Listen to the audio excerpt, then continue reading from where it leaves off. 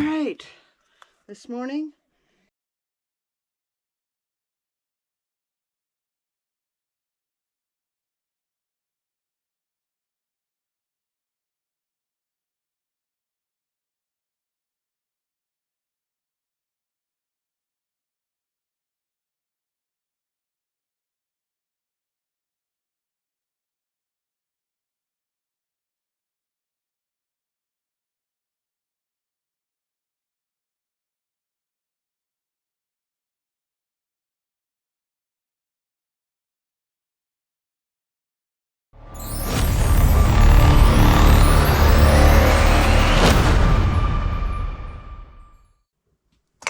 so I've already done this, but I've loosened up the soil. Hey pups. Loosened up this soil. So what I do is cut this little half off, this little part with the eyes on it, and plant it about 3 to 4 inches deep. Right, honey? Yes. And I lost my little digging shovel, so I'm using a spoon.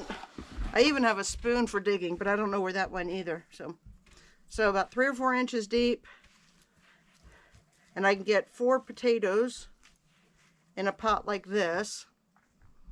I don't know, maybe 3 in this other one, but I've got 2 this wide, great big ones like this. And that's where we're gonna plant the first couple taters.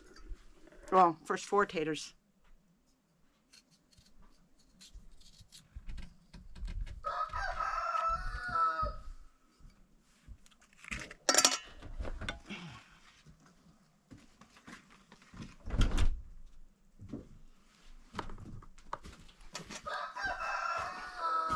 And Randy the rooster's making his noise. I think he just likes to hear himself talk. Sprinkle it up on top of that one.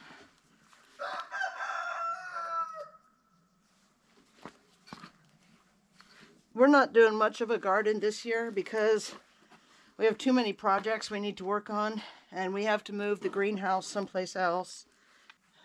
Learning as we go. Hey. Now, this one has 2 eyes.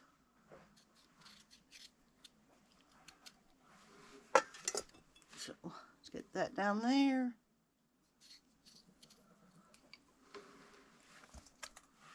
Do that.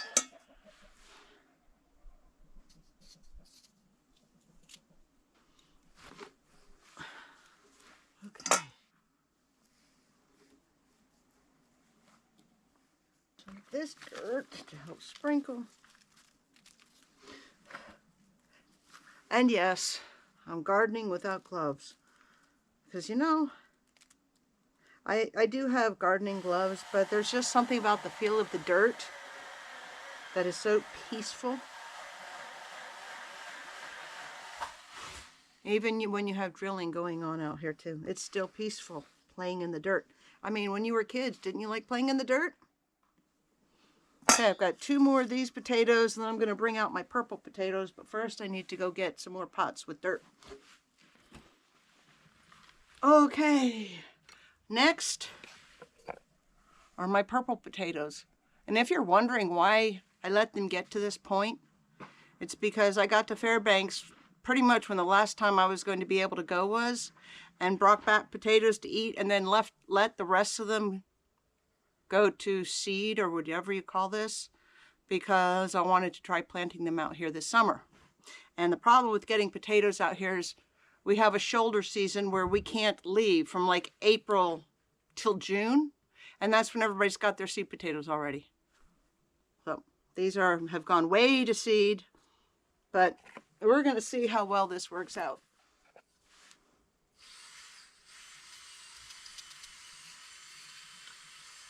And on the buckets, I'm only going to put 3 to a bucket, just to be on the safe side. And give them room to expand.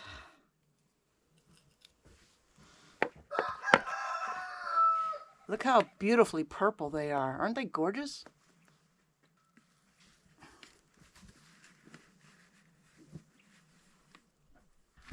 get some dirt from here and cover this up some more.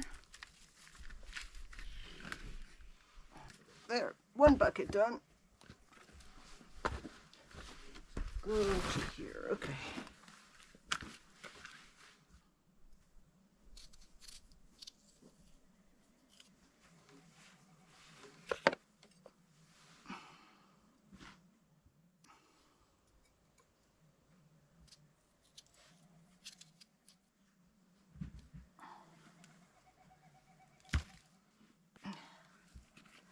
Hey, another bucket done. It's easier in a bucket like this just to use my hands. There we go.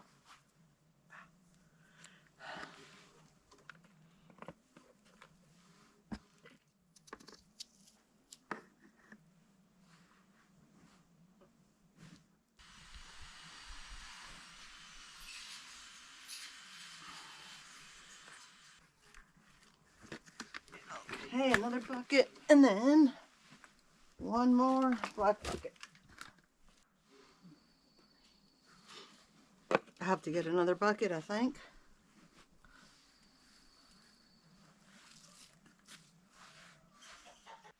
All right, on to the last of my potatoes.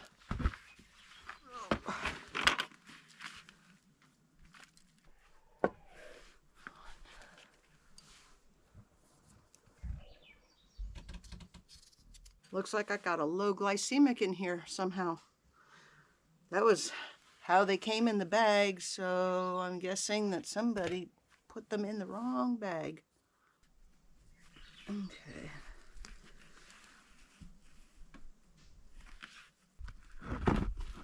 What's this one?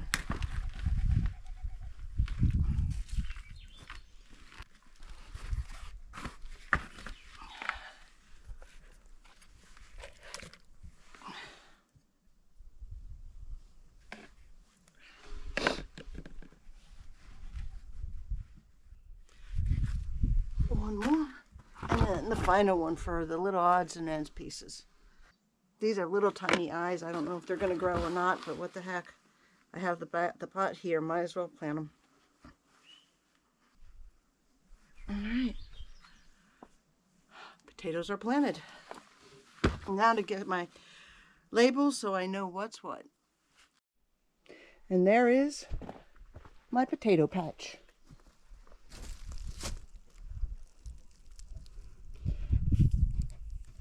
3 low glycemic huckleberry pots and 7 purple potatoes.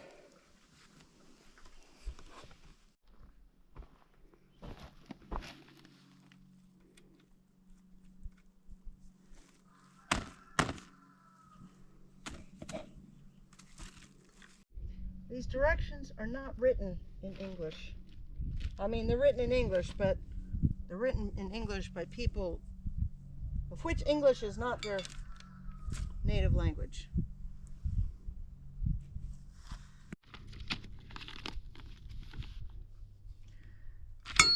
Okay.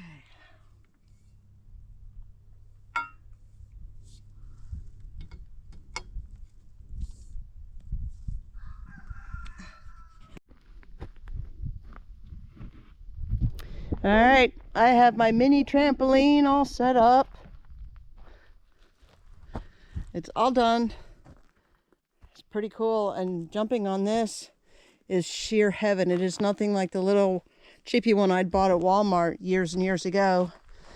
But when we came out here, it was outside, and I asked my son to put it inside, and he never did. So it rusted and got really unusable. So he bought me this one to replace it, and it's way nicer.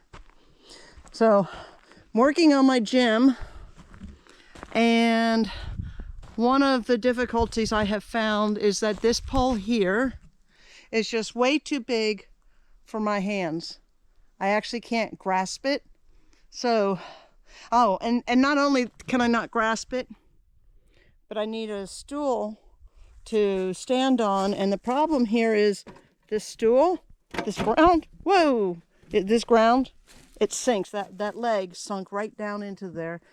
So I can stand up here and I can force myself and do all kinds of calisthenics to get a foot in here to do an assist pull-up. In the meantime, my other leg gets cramped. Ask me how I know. So we're gonna figure something else out. Maybe find a nice iron bar that can go across. What do you guys think? Suggestions? They're always welcome. And here we have the pallet.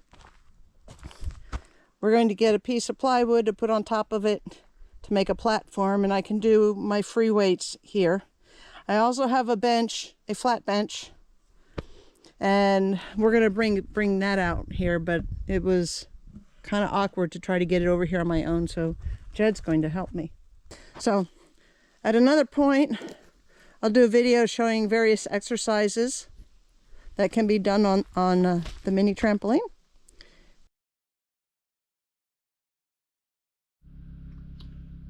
Well, it's June 2nd, and yes, it is 78 degrees at our place.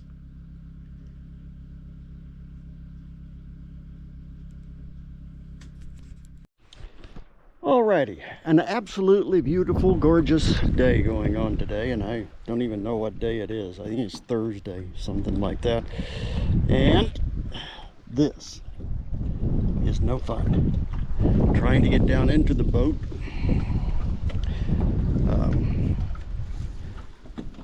Oh, and then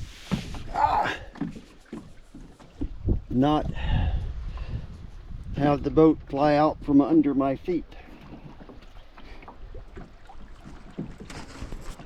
Now, the problem I'm having is the transom is locked on this Nissan engine, and I can't seem to get it unlocked. So again, I'm going to put it in forward gear, which is supposed to unlock it, and we'll see what happens here. No, it is still locked tight. Well, it seems to be completely seized up. The release will not release. It won't even move. So unless I can get this thing out of the water or get in a position to where I can stand outside this engine, I'm not going to be able to do anything about this. And the water is very skinny. And on this river, kind of dangerous if you can't run with your engine unlocked, because you hit a sandbar and dig in and you're stuck, and you could be there a very long time.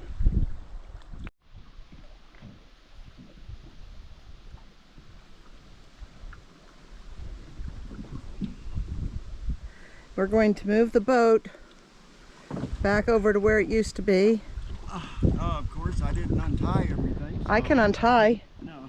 So go down and get the stern rope untied. Okay. Toss it to me.